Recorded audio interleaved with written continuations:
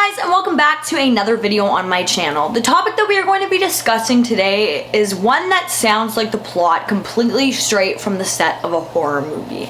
I'm sure some of you have heard of this case before, but for those of you who haven't, I think that you're going to find this topic very, very interesting. So with that all being said, let's get right into today's video. This case started in June of 2014 when the Broaddus family, consisting of Derek, Maria, and their 3 young children, purchased what they thought was their dream home in Westfield, New Jersey at 657 Boulevard.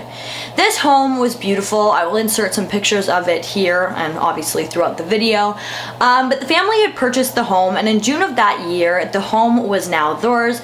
But because they had young children, Derek and Maria just decided that they would take turns kind of going and setting up the house and not fully moving in one day, because that is a lot of work even for somebody who doesn't have kids. So I can't even imagine the amount of work that would take having 3 young children.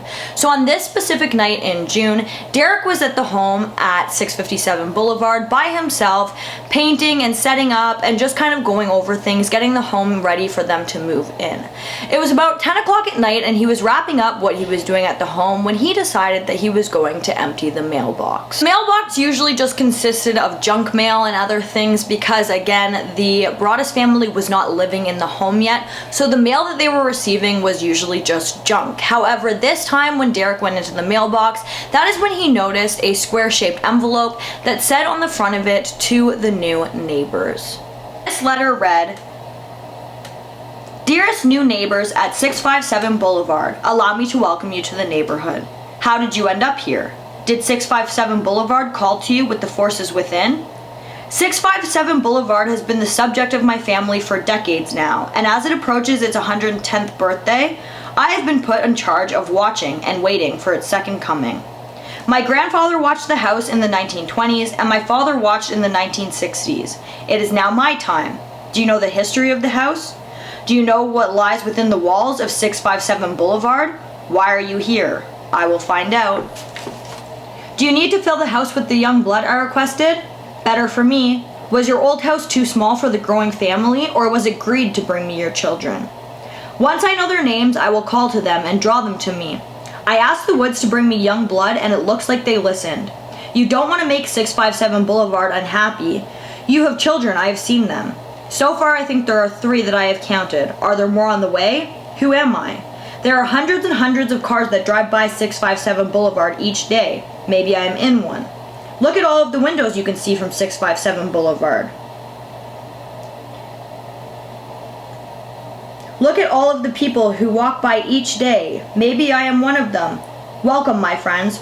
Welcome. Let the parties begin. Signed, The Watcher." Now, again, it was after 10 p.m. It was dark out. Derek was in the house completely alone, and this letter completely set him off. He started running all over the house, closing the blinds, making sure that nobody could see into the home from the road, and after he did that, he sat down and decided to call the police.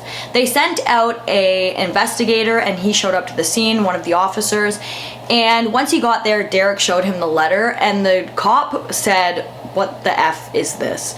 And Derek just said, "You know, I just received it in the mail. I just moved in here. I haven't even completely moved in yet." But the cop didn't know really how to handle it, so he just suggested that Derek moved this large piece of equipment that he had sitting at the back door inside, just in case whoever had written this letter decided to pick something up and throw it through the window.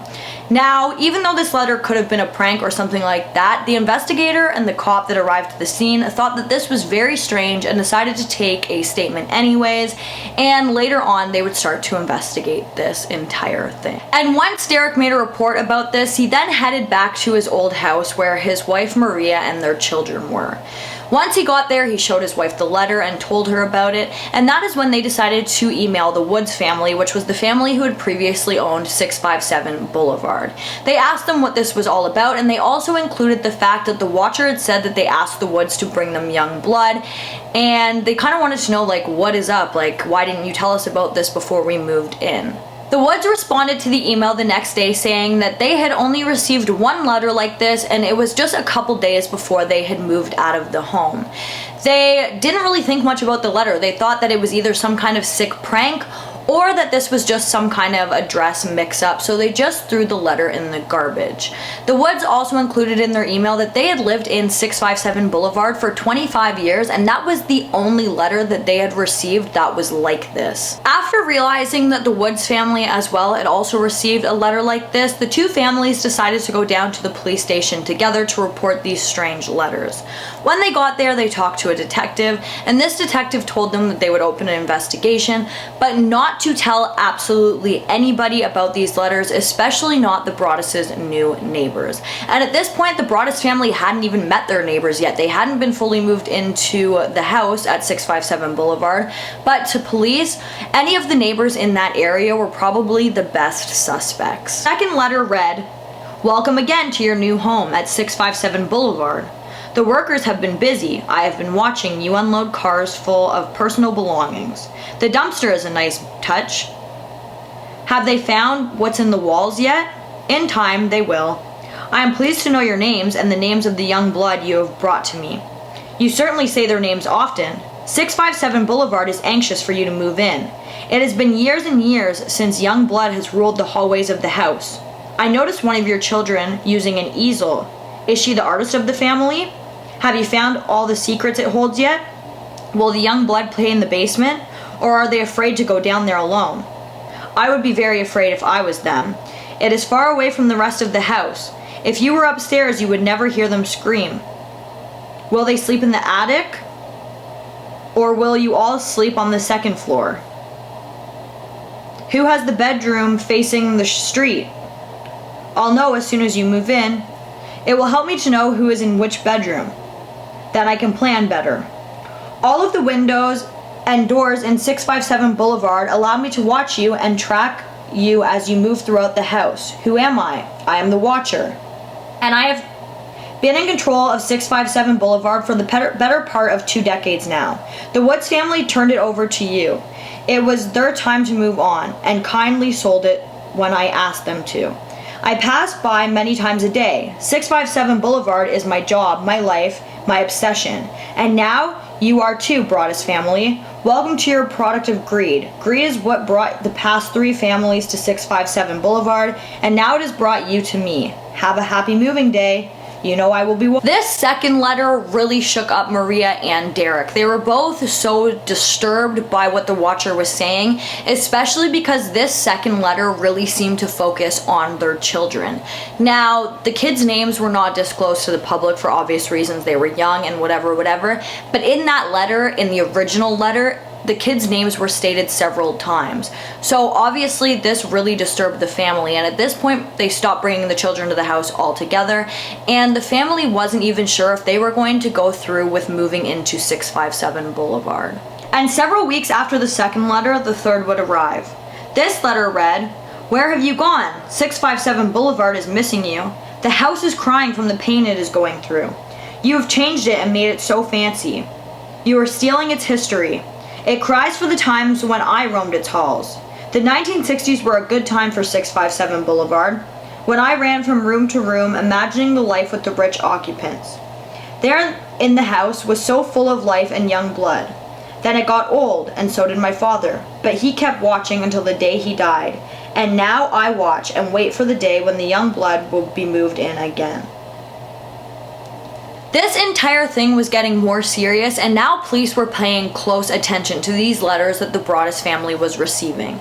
Like I already mentioned in the second letter, even though it hasn't been released to the public, there were parts of that letter where the Watcher had referred to the Broaddus' children by their full names, as well as nicknames that only the parents would call them. They also talked about how one of the children was painting on an easel in the backyard, and this really stood out to police. The reason that this stood out so strongly is because the easel that the child was painting on was located and set up in the backyard of the 657 Boulevard, of the Broaddus' home, meaning that whoever had seen this could not have been somebody on the street, as this could not have been seen from the front of the house. This suggested to police that whoever was tormenting the Broaddus family could have been somebody that was much, much closer than the Broaddus family had even considered. And that in itself is just absolutely even more terrifying than what they were already going through. At this time, Derek, Maria, and their 3 children had now moved in with Maria's parents because they couldn't stay at their own house. They were absolutely terrified to go there. They were terrified to have the children there, and the police were trying, but they weren't really making any moves, and they didn't have any solid suspects. This was becoming extremely frustrating for the Broaddus family, as you can probably imagine, and so because of this, Derek had decided to start his kind of like own investigation into what was happening to his family. Derek had set up cameras all over 657 Boulevard, hoping to catch somebody lurking around their home when they shouldn't be. He also went as far as to stay in the house in the pitch black and scope it out at night, hoping to find somebody, you know, looking through the windows or doing something along those lines. After not catching anybody doing any of this, he never caught anybody on the cameras, he never caught anybody when he was hiding in the home. That is when he started to look into the history of his neighbors. The family that stood out the most to Derek was the Longfords. Those were the direct next door neighbors to 657 Boulevard, and they had lived on the street the longest since the 60s. Because they were so close to 657 Boulevard, this would make it very possible that they could have somehow looked over the fence and seen the child's easel in the backyard of 657 Boulevard, and because they were the direct neighbors of this house, it would be possible that the Langfords could have overheard the Broadduses calling their children by their nicknames.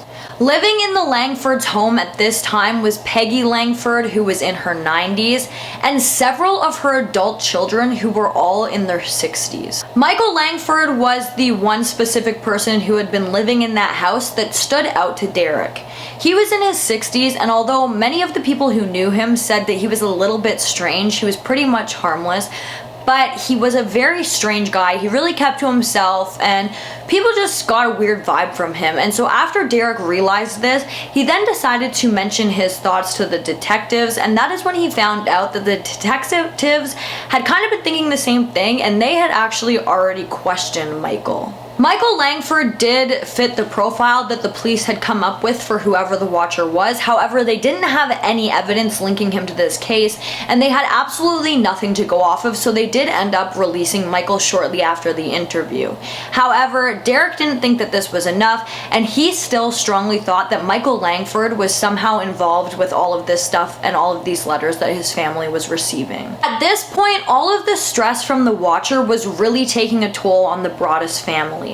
Maria had developed PTSD from this entire situation. The family was in immense financial trouble from having this house that they couldn't live in. They were worried for their children. I'm sure that thinking about this situation, you can just imagine how stressful this would have all been. And police were investigating this case, but they really weren't making any moves on it. They had no suspects. They thought that if Michael Langford was the watcher, then bringing him in and questioning him would make the letters stop, but it didn't.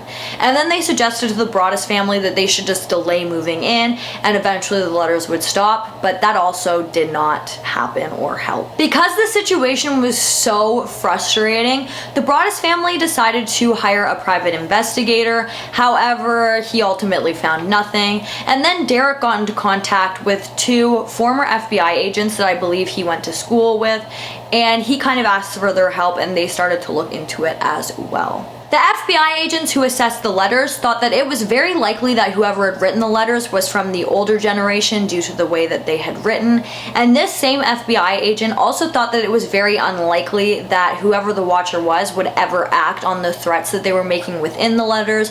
However, of course, you can never be too careful with those things because sometimes people do very unpredictable things. The FBI agent suggested to Maria and Derek that they look into former housekeepers, former gardeners, former people who had worked in the home for the families who had previously owned it, because it seemed very obvious that whoever was writing these letters was extremely jealous of the Broaddus family because they were able to purchase 657 Boulevard. But no matter how deeply the Broaddus family dug into the house's history, Every single lead led nowhere. By the end of 2014, the investigation into whoever the Watcher was had completely come to an end. There were no real suspects in this case, there was no evidence to suggest who the person could be, and realistically, the letters could have been coming from absolutely anywhere in New Jersey. Next letter that arrived read, 657 Boulevard is turning on me. It's coming after me. I don't understand why. What spell did you cast on it? It used to be my friend and now it is my enemy. I am in charge of 657 Boulevard. It is not in charge of me. I will fend off its bad things and wait for it to become good again. It will not punish me. I will rise again. I will be patient and wait for the time to pass and for you to bring the young blood back to me. Let the young blood play again like I once did. Let the young blood sleep in 657 Boulevard. Stop changing it and leave it alone. Not knowing what else to do, Derek decided to come up with a plan. He decided that he really thought that Michael Langford was the Watcher, and so in order to get a reaction out of Michael, he wrote a letter to the Langford family saying that they had planned on demolishing the home. He hoped that this would get some kind of reaction either from Michael himself or the Watcher, and that would kind of give them a suspect and give them something to go off of. However, after telling the Langfords that they were going to demolish 657 Boulevard, the family didn't care. They were like, great, go ahead, do it. Like, we don't really care, it's your house, do what you want with it. They never received a reaction from the Watcher either, which kind of suggests that Michael Langford was not the Watcher. With not many other options, the Broaddus family decided to rent out 657 Boulevard. However, due to legal purposes, they were making a lot less money than they should have renting out the home, and they also had to sign a paper saying that the person who was renting the house could pull out at any time. They didn't have to stick to their lease if they had received any letters from the Watcher. And then the Watcher sent another letter. This one read, violent winds and bitter cold, to the vile and spiteful Derek and his wench of a wife Maria. You wonder who the Watcher is? Turn around, idiots. Maybe you even spoke to me, one of the so-called neighbors who has no idea who the Watcher is. Or maybe you do know and are too scared to tell anyone. Good move. I walked by the news trucks when they took over my neighborhood and mocked me. I watched as you watched from the dark house in an attempt to find me. Telescopes and binoculars, a wonderful invention. 657 Boulevard survived your attempted assault and stood strong with the army of supporters barricading its gates. My soldiers of the Boulevard followed my orders to a T. They carried out the mission and saved the soul of 657 Boulevard with my orders. All hail the Watcher. Maybe a car accident, maybe a fire, maybe something as simple and mild as a mild illness that never seems to go away but makes you feel sick day after day after day. Maybe the mysterious death of a pet. Loved one suddenly dies and cars and bicycles crash and bones break. After this letter arrived, Maria and Derek again took it down to the police station, but like all of the other letters, there was pretty much zero evidence to go off of. A detective who had been working on the case suggested that he thought that the Watcher must have lived within 300 yards from 657 Boulevard. However, even with that information, there was really nothing they could do, and they couldn't figure out who this person was. The Broaddus family at this point were really just hoping to move on from this absolutely terrible time. However, it wasn't going to be that easy because several of the neighbors who lived in that area were making fun of the Broaddus family, were accusing them of writing the letters themselves, were saying that the family was doing this for attention, and they were just giving the entire family a really hard time. Up until the point when several of the neighbors started to receive some of these strange letters themselves. However, it later turned out that Derek had been the writer of the letters that were going to the neighbors, not the Watcher letters, the other ones. He said that he had written these out of pure rage for how evil and cruel all of these people were being to his family. And can you really blame him? The family had already been going through so much at this point. Why would you ever want to pile on to that? Like, it's ridiculous. But none of the letters that Derek had sent had been threatening or anything along those lines, so he never faced any legal trouble or anything like that after sending these letters. And then in July of 2019, the Broaddus family sold 657 Boulevard to a new family.